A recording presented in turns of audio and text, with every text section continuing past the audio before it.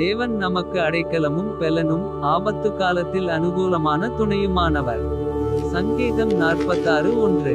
ஆகையால் பூமி நிலைமாறினாலும் மலைகள் நடுச்சமுத்திரத்தில் சாய்ந்து போனாலும். சங்கீதம் 46:2.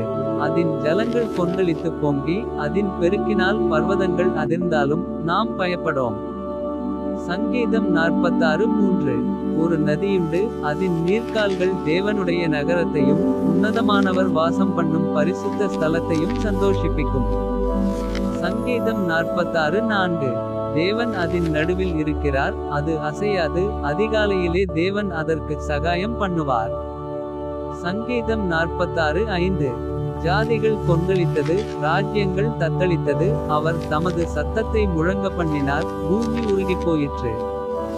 சங்கீதம் 46:6. சேனைகளின் கர்த்தர் நம்மோடிருக்கிறார், யாக்கோபின் தேவன் நமக்கு உயர்ந்த அடைக்கலமானவர்.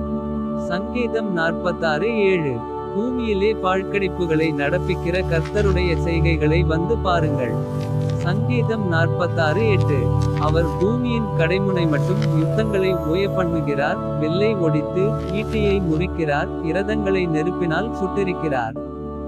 சங்கீதம் 46:9. நீங்கள் அமர்ந்திருந்து நானே தேவன் என்று அறிந்து கொள்ளுங்கள், ஜாதிகளுக்குள்ளே உயர்ந்திருப்பேன், பூமியிலே உயர்ந்திருப்பேன். சங்கீதம் 46:10. சேனைகளின் கர்த்தர் நம்மோடிருக்கிறார், யாக்கோபின் தேவன் நமக்கு உயர்ந்த அடைக்கலமானவர். சங்கீதம் 46:11.